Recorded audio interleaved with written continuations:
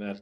Our next speaker is another one of the more common faces around the world when it comes to media responses to this pandemic over the last couple of years. Professor Brett Sutton is Chief Health Officer for Victoria and is a Fellow of the Royal Society for Public Health and a Fellow of the Australasian Faculty of Tropical Medicine and a Fellow of the Australasian Faculty of Public Health Medicine. Brett, I'm going to stop blowing smoke up your butt and hand over to you. Thanks, Terry. I can't see myself, but I think I'm up there. You are. Terrific. Thanks very much for the opportunity. I'd like to acknowledge I'm on Wurundjeri country of the Kulin Nation and pay my respects to elders past and present, country never ceded.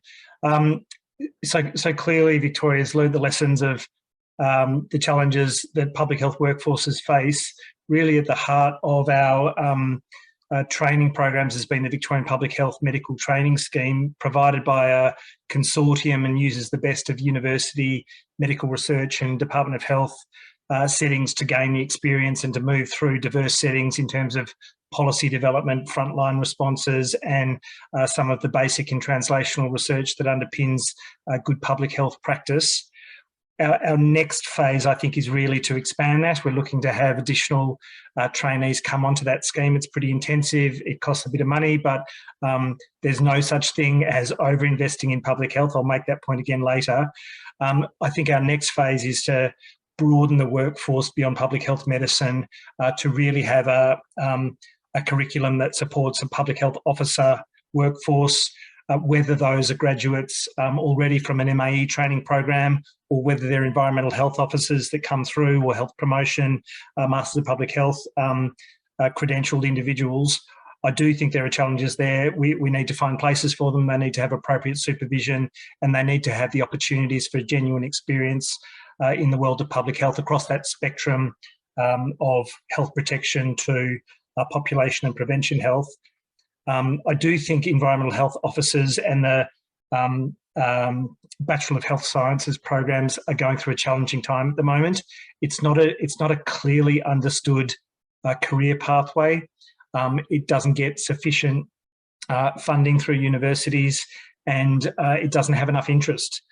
It's a really critical workforce for us. Maybe particularly in Victoria, but there are embedded roles in local government that really provide a lot under the Public Health and Wellbeing Act in terms of their routine work in food safety, in environmental health and in communicable disease follow-up. And I think the visibility is an issue. The viability as a postgrad course is something to be aware of.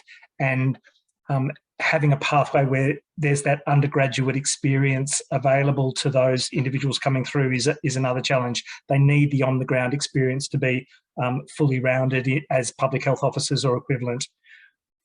We need to work, have ongoing work in the advocacy space, as everyone I'm sure has said. If you can't do it in a crisis or if you can't make the most of what we've learned through this crisis to promote and to agree on the extraordinary value of public health beyond public health medicine, then there'll never be a better time.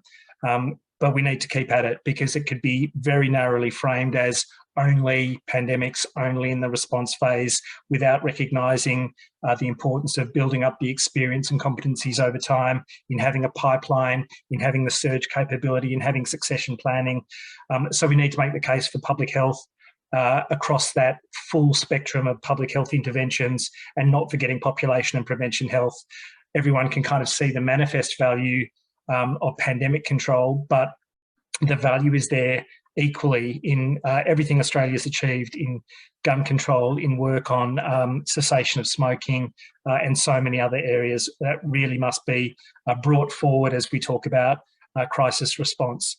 But in the space of crisis response, I think there are particular competencies we also need to consider.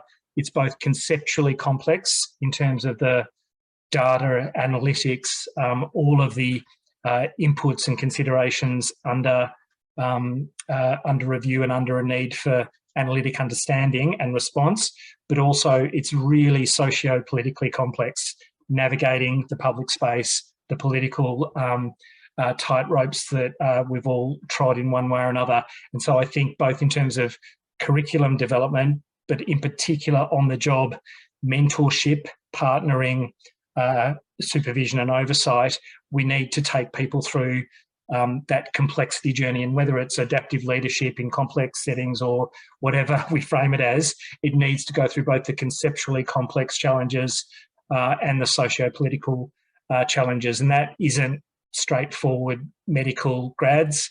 It needs to be an additional particular thinking as we take people through either their public health fellowship or in a public health officer program to kind of understand the environment in which they're working.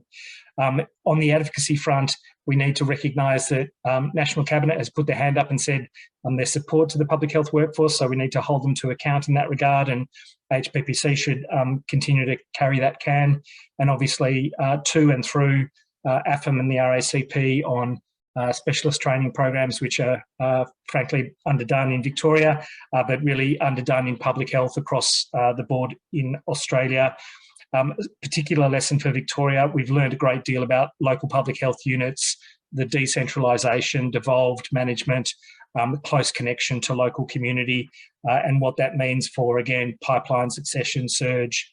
But on a final note, support to the wellbeing of everyone through times of crisis, because none of that can really happen unless we really create the structures and cultures to support people in some of these really profoundly challenging and long-standing public health challenges. Thanks, Terry. Thanks all. Good on you. Thanks, Brett. Our final speaker on the run is Dr. Claire Huppertz. Claire's the Deputy Chief Health Officer in... Thank you. I think we've got an opportunity to remind National Cabinet of the commitments they've made and to keep asking the questions about how that's progressing and what the timeline and milestones might look like, but also to continue to make that case that COVID might be the poster child for challenges, but that there are other existential challenges that also require that public health workforce in its full capability, whether it be climate change or challenges to biodiversity and other things that really impact human health and wellbeing. So to be that voice, expert voice, to advocate for the full capability of public health as a benefit to the whole of society. You go, Kerry.